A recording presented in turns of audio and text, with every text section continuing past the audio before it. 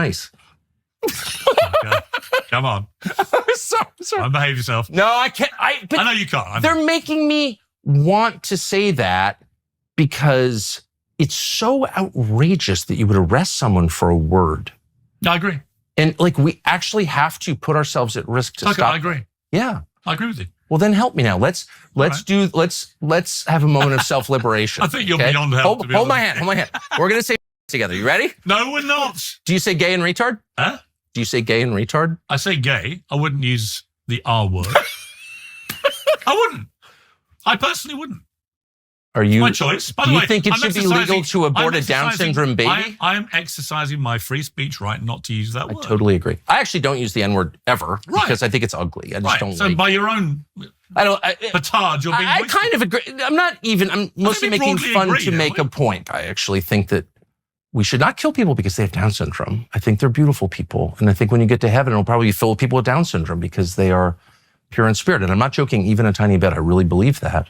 But people who think it's okay to genocide everyone with Down syndrome through that alpha-fetoprotein test are lecturing me because I'm using the word retard. It's like, maybe we're missing the real argument. That's all I'm saying.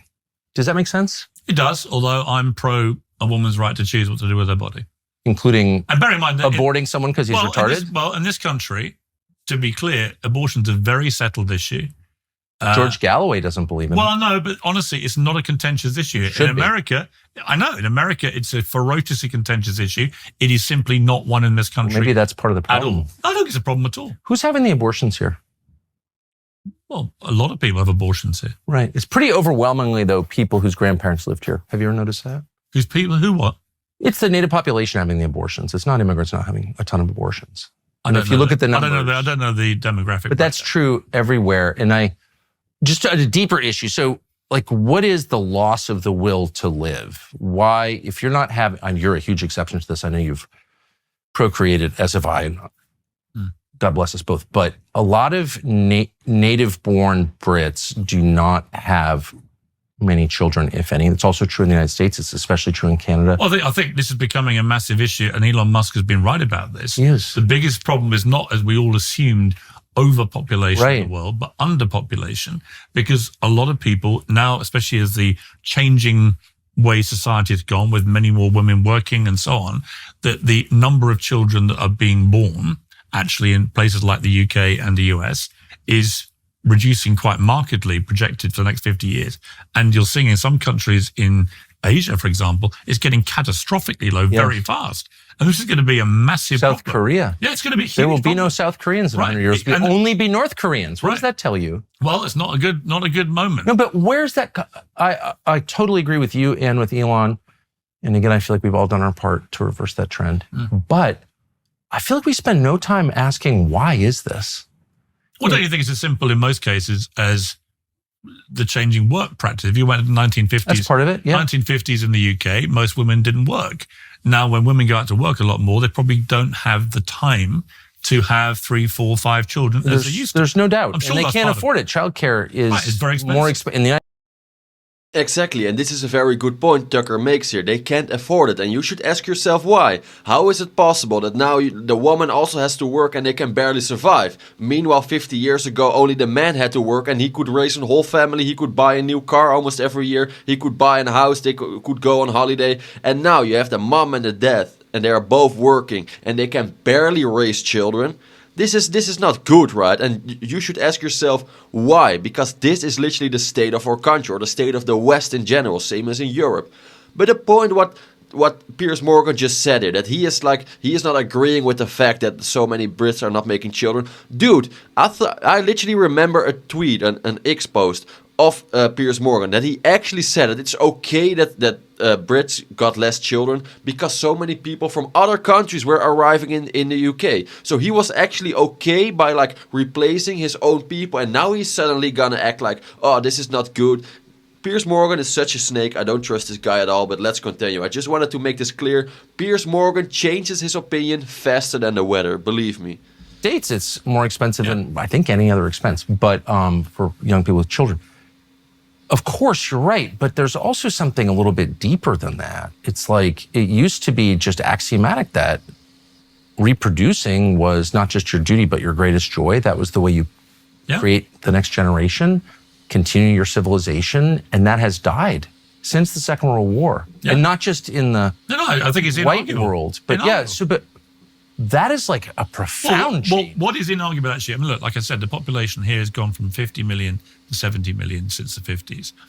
The really worrying graph is what happens in the next 50 years. No, but that growth in population has been almost exclusively from immigration. And true in the United States, and Canada is just like a completely different country. Nothing like that has ever happened in the history of the world. Why is this happening? Well, what, in terms of people traveling around? No, in terms of people deciding not to pass on their genes, committing mass suicide, because that's what that is. Well, listen, our families lived in this village for 2,000, since the beginning of recorded history in this country. Unlike mine, you have a native population. Because no one could You're travel. the Cherokee of this island, okay? I don't want to give you a history lesson, but 100 years ago, everyone traveled by horse and cart. There was no aeroplane. You couldn't leave the country. You couldn't go to other places.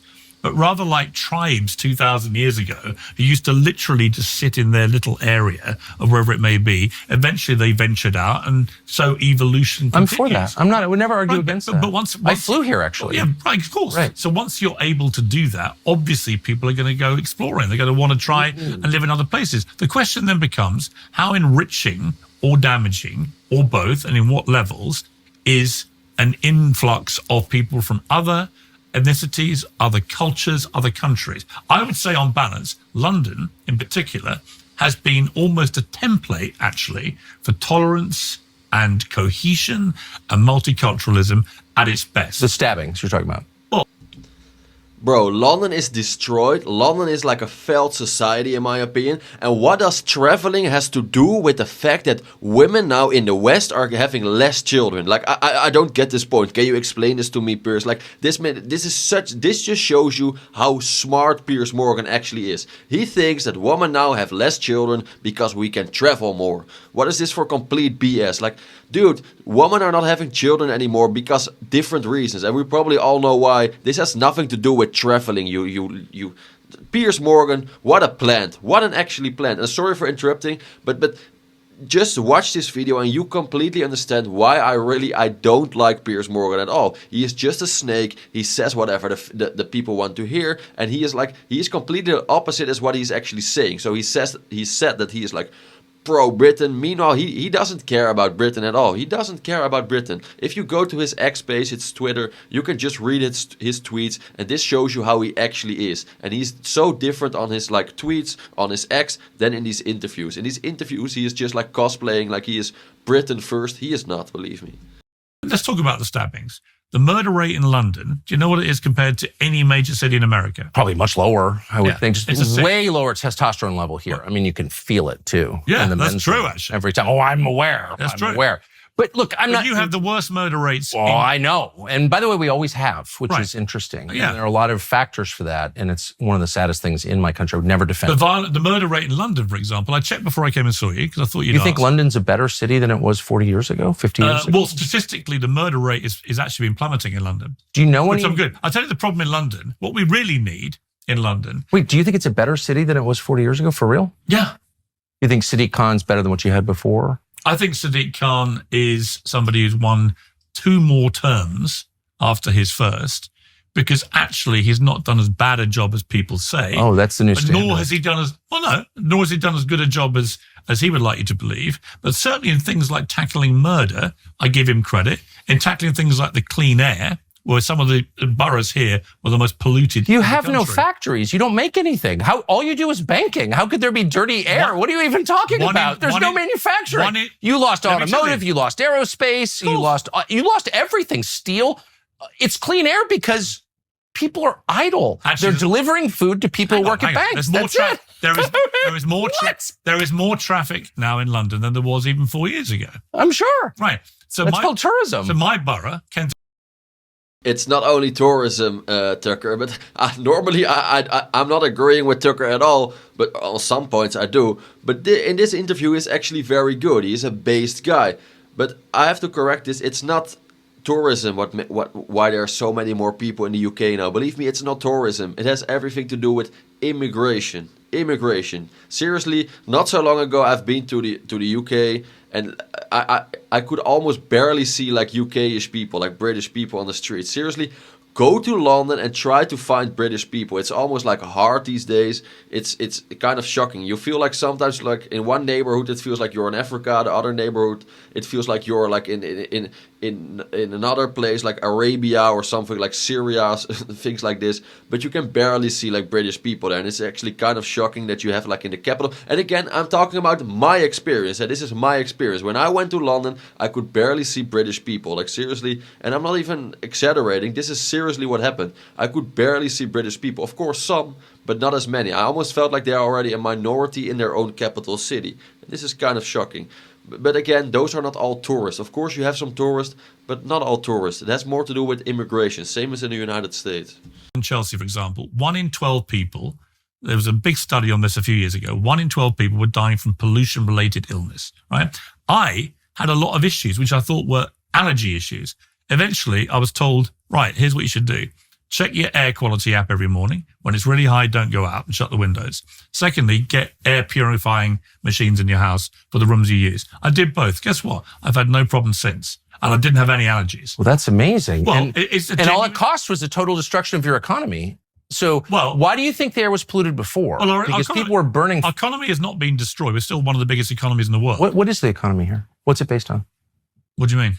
Like what's the British economy? I look at the economy of, I don't know, Wales in 1900, and it's like, it's coal. They mines, they dig coal, people burn it. That's what their economy is. Look at the economy of Sheffield or Birmingham 100 years ago. Well, of course, it was steelmaking. What's the economy? There's still a lot of manufacturing in the UK. A lot of but as a percentage, your economy... percentage of manufacturing could be a lot less. A lot less? It's almost non-existent. Yeah. Right. So but we still have one of the biggest economies in the world. Now, but what is that economy based on? A lot of things. Okay, what's the main one? Well, the city, there's a lot of manufacturing. That's the main one? Well, there's a lot of technology stuff going on. There's a lot of scientific stuff going on. There's a lot of all sorts of industries. You haven't mentioned the biggest one by far. Well, go on. Was lending money to people. It's banking. Banking, yeah. Okay. That's we're in the city of London right now. Sure. How many things are being made in the city of London other than debt? It's one of the financial hubs of the world. We're right in the city here.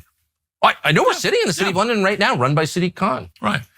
But again, it's not as bad as people think it is. But hold on. Is that really an economy? If your economy is real estate, that's London's other big economic center, is buying and selling and leasing pieces of property again and again to different people. Nothing's being created. But that's not true. That's not true. We are creating things here. A lot of things. Like what? There's a lot of money. Barada. Okay. Yeah, there's of course there's a lot of money because people from around the world stash their money here because it's a system based on fairness. There's a lot of manufacturing, not as much as there was 80 years ago. How much is in London, man, your biggest city, the dominant city? I don't know the percentages, so we'd have to check.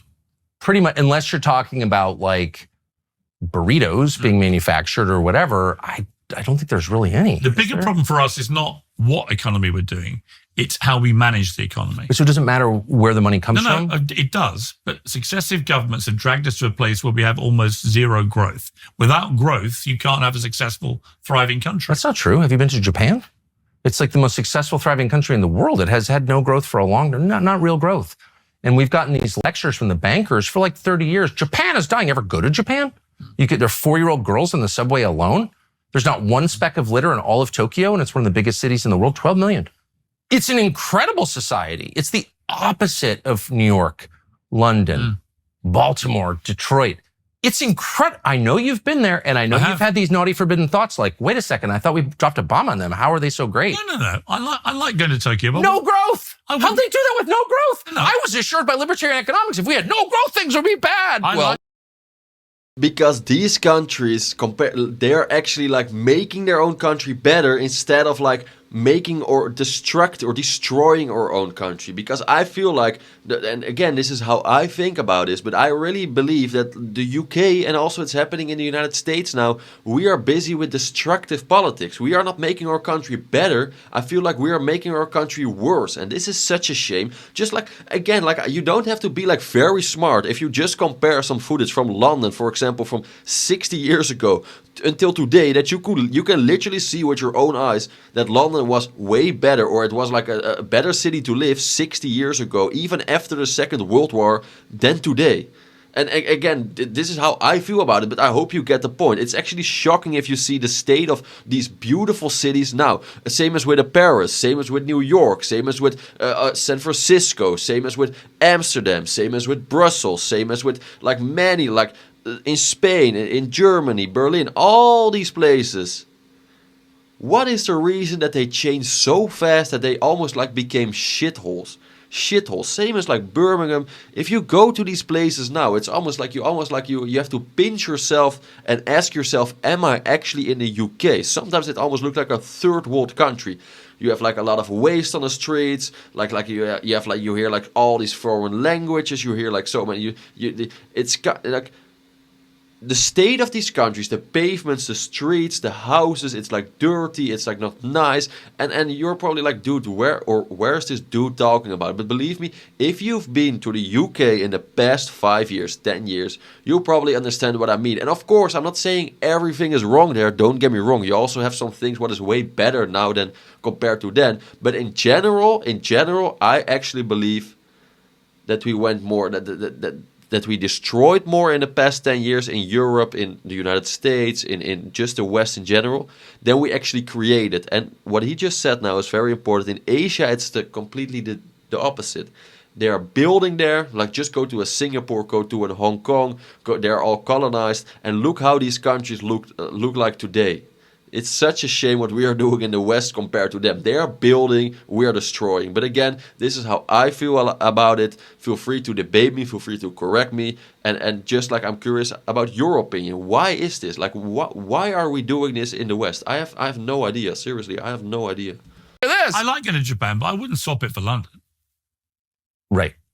Fair. You're English. That's kind of the point. Right. This is your homeland. And I genuinely do love London. No, I bet you do. When I lived in America full time, I really missed a lot of the I hope so. This is where your ancestors are from. I get it. Yeah. That's the whole point. That's the whole argument I'm making. It matters where you're from. The culture really matters. It's not about growth. It's not about any of this crap. It's about, am I on the same page with my neighbor? Do we have something in common? Do we have the same gut instincts about things? Those are the most important questions there are. But economic prosperity raises all the ships. Has that been true here? It should be true. Is there more poverty in London now than there was 40 years ago? There's more child poverty. Yes, I know. In fact, the child poverty rate is worse here than it is in America. A lot worse. The general poverty rate. So how is this so great, even though they have The Barada? general poverty rate is actually lower than it is in America, but child poverty specifically is there anything that matters other than child poverty? Probably not. No. Not really. So I agree.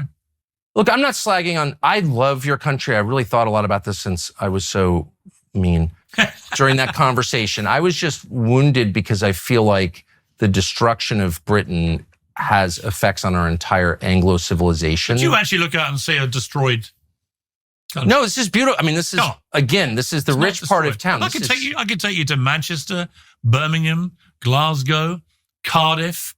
I could take you to... How are they doing? They're all doing great. Much better than you think. Honestly, Tucker, you'll walk around, you'll see the pubs packed, the restaurants packed, the theatres packed. You'll see people having a great time. Go out on a Friday night in London. Go to the Devonshire in Soho, the best Irish pub in town. 4 deep in the streets. Everyone having a great time. I love that. 20,000 pints of Guinness being sold every week. I could say that there are so many things about London I really like. I've been here 3 days, again, visiting relatives. Have you genuinely felt threatened walking around? No, not at all. Of course. Again, who's going to do anything? Pakistanis are all super nice to me, and the whites are all kind of craven and sad. No, you're totally safe here, man. It's not that at all. It's just that it's dirty. It's what? It's dirty. Oh, come on. American cities aren't any cleaner than London. They're dirtier. They're dirtier. And it's one of the great tragedies. And I can't get anyone to care. I agree. Nobody cares. I agree. So that to me, if I went to your bedroom right now, Sorry? I'm not going, especially not after the whole faggot thing. It's like I'm uncomfortable. I get it. And you said you were so liberal. But if I went to your house unannounced, I bet I would find it tidy and clean. Yeah. And I bet I would find that just because you have a housekeeper. I don't even know if you do, but because you care, because you have self-respect. Right. That's why you shave in the morning. I agree with that point. I think the self-respect part, I totally agree with you. We've lost that. We've lost the British, we're legendary for our politeness, our manners, our calm. That has gone.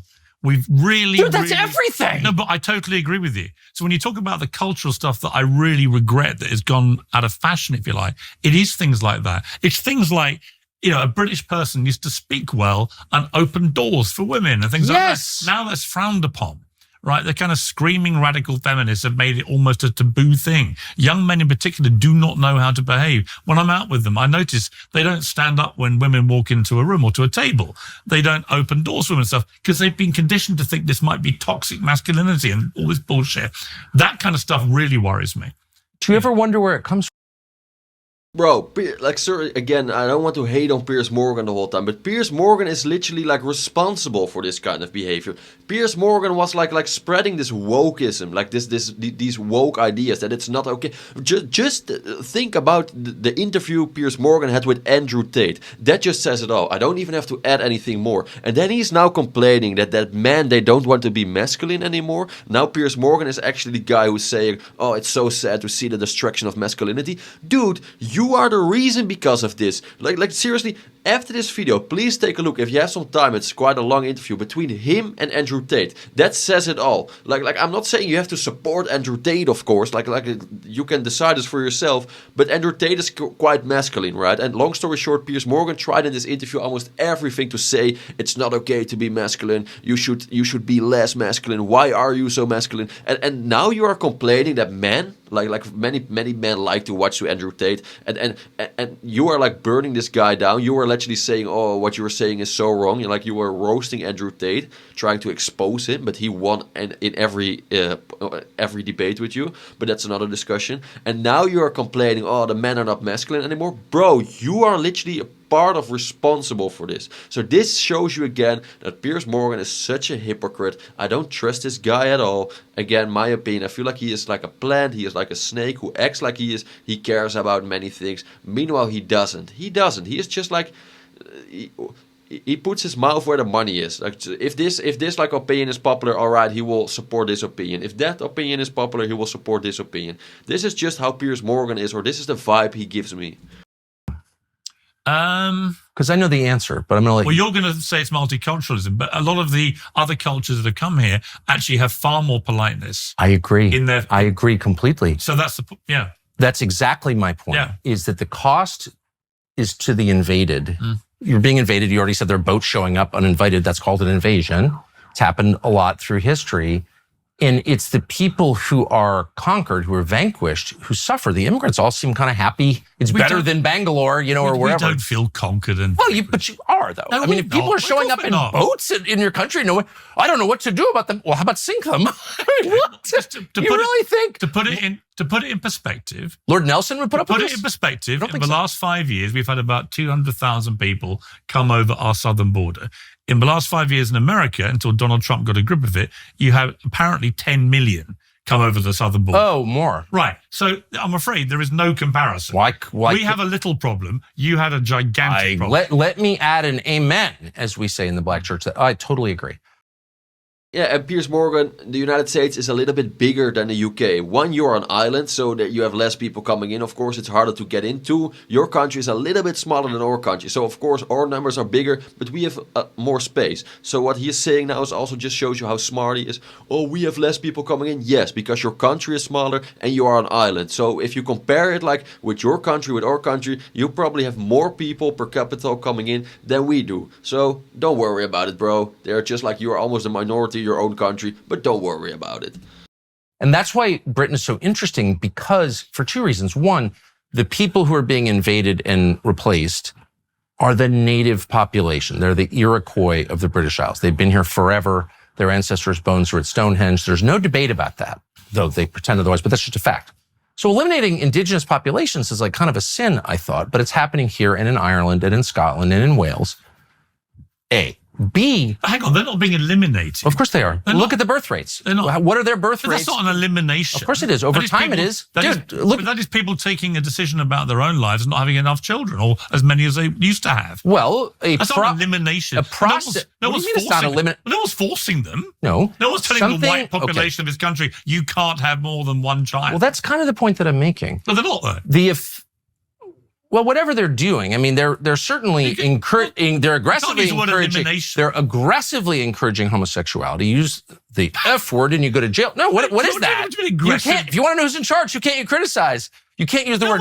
No No one's aggressively encouraging This girl went homosexuality. to jail for using a naughty word about gays, dude. They're not encouraging it. What do you think that is? What's wrong with homosexuality? Well, if you encourage it and the rate goes up, people have fewer kids. I don't know. Did you do biology? Well, no. So just to be clear, most gay people don't have kids. That's the point I'm making. Right, they don't. So if all of a sudden you have more people being gay, which you do a lot. No, you don't. People don't pretend to be gay. Do you have the internet? Huh? I don't know. I'm not saying they're pretending. I'm saying you've got way more. Yeah, you're gay, right? Well, you know, we used to say that, but. You don't think so? Well, I used to think that, but all of a sudden I think lots of people putting their hand up saying they're trans. That's a different issue. Oh, it's totally different. It's not part of the continuum. It's not like gender isn't real. Actually, I can pretend. But if you're gay, you're gay. Well, you know, we were told that, and I believed a lot of things. Do you not believe that? Well, it's demonstrably not true because science tells us it's not true. You think people are making it up? I don't think they're making it up at all. So what's your point? I think that you can be moved in that direction through propaganda and oh, come off it, Tucker. Well, then how do you explain? Is there anything that would make you... Could I make you gay? How hard do you want to try? Not hard, I can tell you. Good. That's the spirit, Piers. There's a limit. Even an open-minded man like you kind of hate the gays. Could I make you gay? I make a little gay joke, and you're like, oh, I'm not going to be gay. No. Why are you using a gay slur? That's fine. Well, first of all, the context matters. As I've told you, I mean, that's like coffee table conversation between the gays I work with at Fox. So if it's okay with them, it's okay with me. It's just it's sort of like racism. Only the whites are upset about it. You don't actually think people can be persuaded to be gay? Well, then why don't you explain the twofold or threefold increase in self-identified homosexuals in the United States? I can. They used to be repressed. It used to be illegal in this country until the mid-'60s. You literally went to jail. So all through history. Hang on. You literally were put in a prison cell if you were openly homosexual. That was more here, actually. You guys did Oscar Wilde. We didn't. But it was you terrible. also... Absolutely shocking. Yeah, it was terrible. You ruled the world at the time, and now you're a joke dependent on foreign-owned banks. And you think that's because... But everyone's gay, so it's like a great trade. So allowing gay people to be openly gay is why we wrecked our country. Mocking masculinity is the fastest way to servitude. Totally different Ask issue. any Pakistani. That's why I like the Pakistanis here. You talk to a Totally different issue. No, Piers. I feel like Piers doesn't get it. But like the same as when he interviews people, he will never listen. And now when he is getting interviewed, he also doesn't listen. This is just Piers Morgan. And I don't know why this guy has such a big following. He is, in my opinion, like one of the worst interviewers like on earth. Like this guy, yeah, again, I don't even want to waste more time like spending in him. But it's based like Tucker. I really like Tucker on this interview. Normally I can also criticize Tucker a lot, but like I felt like Tucker did a good job. He was speaking some facts, and like I agree with him. And yeah, just like the way these two together, like yeah, what a show, right? What a show. Tucker and Piers Morgan, I feel like they're both controlled opposition a little bit, and now you have like the controlled opposition interview. Maybe I will call the title the controlled opposition interview, but I don't know yet. Again, I'm very curious about your opinion. Like, do you agree with Tucker? Do you agree with Piers? Please share your opinion in the comments. Very important to say. I read all comments. I'm always very curious how you guys think about it. If you like this video, please hit the like button. If you really like this video, consider subscribing. I would really appreciate it. And last but not least, guys, I wish you all the best. Have a wonderful day, and I'll see you in the next one. Ciao!